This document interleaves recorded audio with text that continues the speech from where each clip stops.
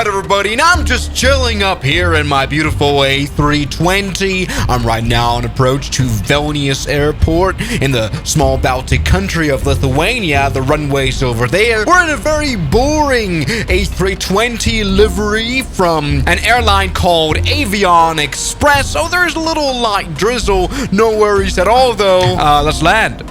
I don't see how this can go wrong. Everything seems fine right here. If we look at the plane, we can see that there's a little crosswind going on that we have to fight against. Maybe do some crabbing maneuver. Just, you know what? Let's turn that thing on. Runway seems fine. It seems to be in a little bit of a weird state, though. It looks like there's a little water on it from the drizzle. That's totally good. All right, crab it. Caution on taxiway. On taxiway. All right, that's what I'm talking about. All right, a little, No, don't drift. All right, back on the runway. Let's pretend that didn't happen.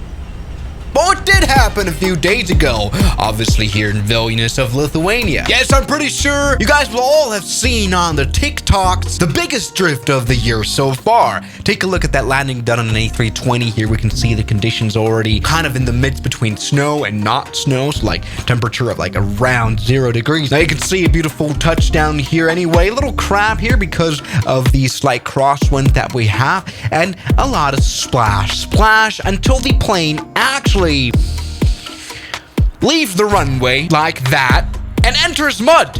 A lot of mud. Obviously not very healthy for the engines that are still reversing here. Still reversing and now back to normal. Quite an awkward thing here. Plane just casually then taxis onto the runway. Okay, it is quite incredible how that landing gear is still intact. But yes, everybody, it turned out the plane went on to taxi to the gate. Yes, everybody, we now have it. The dirtiest A320 ever. Yeah, more than just dirt. It turned out the entire undercarriage of the airplane is quite destroyed. You can see the fuel tank. The potable water that you'd load up into the airplane, you probably wouldn't want to do that. Let's maybe have a look at the VAS Aviation. Beautiful ATC coverage. All right, everything's looking good. Here's once again the METAR showing that we've got, you know, winds from 280. 30 knots of pretty much direct crosswind, not too good. And also temperature of around 4 degrees. So we've got a lot of melting snow here, which you'd already see. Take a look. Oh, that is the drift. That is quite sick. We have to say that. And the plane veers off the runway. Now, it's almost quite funny how the crew reacted to it. Once again, taxiing to the gate. Yeah, here they talking in Lithuanian. Tower says, I saw you went off the runway. Yeah, really indeed. What kind of help do you need? Nothing needed for now. Okay. The captain then decided to roll back to the gate indeed, which sparked a massive debate on debating website like the Beautiful Aviation Herald. Yes, people are really criticizing the captain for keeping off, saying that it's quite poor airmanship after, you know, throwing your plane through the mud, treating it like a rally car, because obviously it's an airplane. Luckily enough, the A320 landing gear is super sturdy, and that is definitely an engineering marvel. And also the flat surface of the ground here at Vilnius really helped the landing gear not collapsing. But a lot of other pilots do criticize the captain on board this flight for even putting the flaps back up, continuing back to taxi without knowing, well, how many damages have been done. I mean, any other pilot in this situation would have done this. Shut down airplane, please. Tell the cabin to evacuate the airplane quite immediately.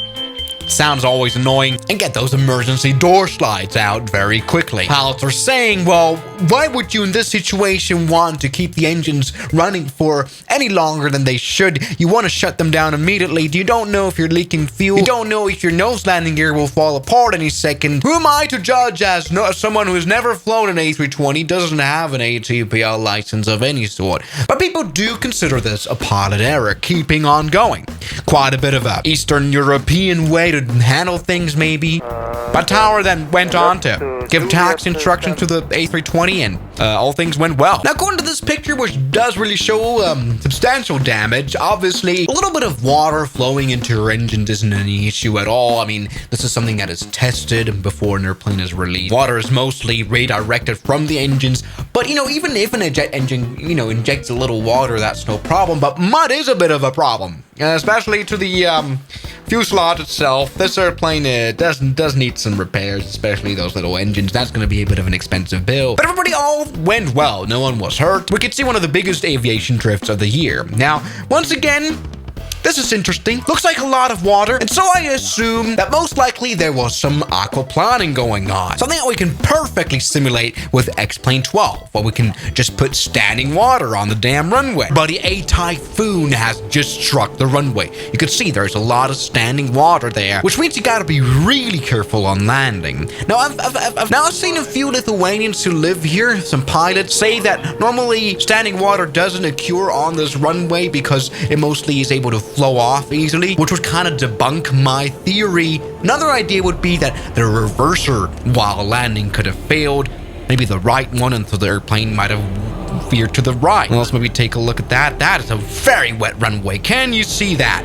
Now, come on. Boom. And you know what? I have a bit of a little experiment now that we've landed. Now, let's maybe turn off those. There we go, speed brakes. All I want now is the wheel brakes. And so let's see how long it takes for us to stop. Actually, it does, yeah, we're stopping quite quickly, but not too fast. Also, this airplane, oh my god, airplane doesn't steer very well at all. Now, add to that mixture that we've got low temperatures. So, you know, from that water that we've got here, ice is forming, which might be the situation on the runway, perhaps. And you can see, yes, this runway is now covered in a little snow and a little ice due to low temperatures. Well, maybe it's just touchdown, whatever it is. Good. All right, and so let's maybe see. There we go. We are now stopping only with wheel brakes, and we've got literally no stopping power at all. We are really barely stopping. And you can see a little uphill slope, which is why I think standing water, well, wouldn't probably be that big of a problem. But yes, the classics of ice runway. Let's maybe go ahead and, try to steer this airplane. And, that didn't take long for us to actually reach, mud. Come on, steer on the taxiway. I want to drift. Yes, come on, drift it, drift it, drift it. Yeah! Take a look at that. I know we're in the mud, but this can happen very frequently. And I guess that's kind of what happened in real life, especially because of the pretty high crosswind. Take a look at that. Oh yeah. Oh yeah, this is a recipe for disaster. Actually, yeah, well, how did I manage this now? This has actually gone quite well. Beautifully done. And yes, this is the first time you've seen anyone pull donuts in a 737, something that's very much possible, especially here on the ground at Vilnius. Now, to be serious though, we don't quite know what really happened here just yet. We can't be sure just yet what happened to this plane when it veered off the runway. Once again, investigations will have to show that. You can see though at some point the airplane really hit a lot of water there. Yes, only at this point here, it actually veered off. Especially because the camera quality isn't too good and we don't have any proper voice recordings. We can't really say for sure what went wrong here. But something we can point out is once again the captain, who right now is in the Hall of Shame of captains. Following this incident, the airport obviously was closed for several hours to inspect the runway 19er that it landed on here. Let me just tell you, the year is starting off very much on fire. So I thank you guys so much for watching this video, and I'll see you guys tomorrow as always. Good night. And a special thanks goes out to my members, my supporters, Guns Killer, R27, James Duram, That Dude, Anime Gods of Gaming, Derek, Insider Plane, Nishijitsu Finder, Professional Jamal, Ryland Williams, and New the York. You've got beautiful names.